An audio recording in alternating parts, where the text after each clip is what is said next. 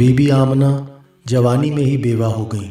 آدم علیہ السلام سے چلنے والی امانت عبداللہ سے ہوتی ہوئی بی بی آمنہ کے سپرد ہو چکی تھی۔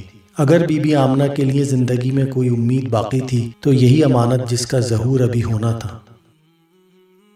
عبداللہ کی وراثت میں صرف 5 اونٹ، بکریوں کا ریوڑ اور ایک کنیز تھی جس کا نام برکہ بن سلبہ تھا۔ بی بی آمنہ نے ایک رات خواب دیکھا جس میں انہیں ہدایت کی گئی، تمہارے گھر بیٹا پیدا ہوگا، اس کا نام احمد رکھنا۔ ایک روایت کے مطابق بی بی آمنہ کو خواب میں بتایا گیا، آپ اس امت کے سردار کی والدہ ہیں۔ بی بی آمنہ بیان کرتی ہیں، میرے لیے یہ سارا وقت بہت آسان تھا، نہ تو مجھے کوئی بوجھ محسوس ہوتا تھا نہ ہی کوئی اور تکلیف۔ مکہ میں کئی سالوں سے سخت قحط سالی تھی۔ جس سال رسول اللہ پیدا ہوئے خوشحالی کا دور آ گیا، صورتحال مکمل بدل گئی، جگہ جگہ ہریالی ہو گئی، درختوں پر پھل پہلے سالوں کی نسبت کہیں زیادہ آئے۔ صبح صادق کا وقت ہے، پیر کا دن، صبح کی ٹھنڈک ابھی باقی ہے، ہر چیز تازہ دم ہے، پرندے چہچہا رہے ہیں، روشنی اندھیرے کو مٹا رہی ہے، سورج اپنی چمک سے دنیا کو روشن کرنے کو ہے، کائنات ایک نئے دن کی ابتدا کرنے کو ہے۔ عرب میں بہار کا موسم ہے، جب پھول کھلتے ہیں، سبزہ اگتا ہے، ہر چیز کھلی کھلی ہوتی ہے، ہر شے خوبصورتی اور تازگی کا احساس دیتی ہے۔ بہار کا پہلا مہینہ ربیع الاول اپنے 11 دن گزار چکا ہے، یہ 12ویں دن کی صبح ہے، اپریل کی 22 تاریخ اور سال 571 عیسوی ہے۔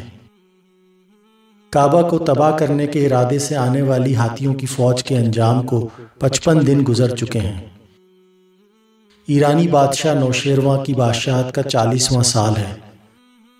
شفا بنت عوف اور فاطمہ بنت عبداللہ بی بی آمنہ کے پاس موجود ہیں۔ بنی ہاشم کا سارا خاندان دعا مانگ رہا ہے، سب اس خوشخبری کے انتظار میں ہیں کہ بی بی آمنہ کے گھر اولاد ہوگی۔ عبداللہ کی اولاد، وہ عبداللہ جو سب کا پیارا تھا، وہ عبداللہ جو جوانی میں سب کو چھوڑ کر اپنے رب کے پاس چلا گیا۔ عبد المطلب ہر سانس کے ساتھ اپنے رب کے حضور دعا مانگ رہے ہیں۔ اتنی دعائیں تو عبد المطلب نے اپنی کسی اولاد کے لیے نہیں مانگی تھیں۔ عبداللہ کی والدہ فاطمہ بنت عمرو کی دعائیں سانسوں کے ساتھ چل رہی ہیں۔ آمنہ کے گھر بیٹا پیدا ہوا تو سمجھیں گی عبداللہ مل گیا۔ ہر طرف خوشبو پھیلی، اس قدر روشنی پھیلی کہ دور دور تک دیکھا گیا۔ مبارک ہو، مبارک ہو، مبارک ہو، بی بی آمنہ کے گھر بیٹا پیدا ہوا ہے۔ ہر طرف یہی آوازیں ہیں۔ بنی ہاشم کو جتنی خوشی اس بیٹے کے پیدا ہونے کی ہے، اس کا اندازہ لگانا مشکل ہے۔ سب کی دعا تھی کہ عبداللہ کے گھر بیٹا پیدا ہو۔ اللہ کریم نے ان کی دعائیں قبول کر لیں۔ ابو لہب کی کنیز سویبہ بھی ادھر ہی ہے، بھاگی بھاگی آئی اور سب سے کہنے لگی، مبارک ہو، بی بی آمنہ کے گھر بیٹا پیدا ہوا ہے، عبداللہ کا بیٹا پیدا ہوا ہے۔ اپنی کنیز کی آواز سن کر ابو لہب نے بھتیجا پیدا ہونے کی خوشی میں سویبہ کو آزاد کر دیا ہے۔ رسول اللہ صلی اللہ علیہ وسلم کا کمال دیکھیں، دنیا میں آتے ہی غلاموں کو آزادی نصیب ہونے لگی۔ یہ کیسا یتیم پیدا ہوا ہے جو یتیموں اور بے بس لوگوں کے لیے اللہ کی رحمت بن کر آیا ہے۔ سویبہ کی خوشی کی کوئی حد نہیں ہے۔ غلامی سے آزادی ملنا عرب میں زندگی ملنے سے بڑی خبر ہے۔ کچھ تاریخ دانوں کے مطابق رسول اللہ 9 ربیع الاول، کچھ کے مطابق 12 ربیع الاول اور کچھ کے مطابق آپ 17 ربیع الاول کو پیدا ہوئے۔ عبد المطلب کے 9 بیٹے اس وقت جوان ہیں اور 2 بیٹے بہت چھوٹی عمر میں ہیں۔ عبداللہ وفات پا چکے ہیں۔ سب کو جیسے بھائی کا نعم البدل مل گیا ہے۔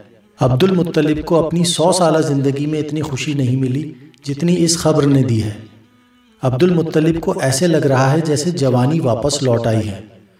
پوتے کو گود میں لیا، ماتھا چوما اور اپنے سینے سے لگایا۔ اس قدر خوبصورت بچہ، یقیناً یہ بڑے نصیب والا ہوگا۔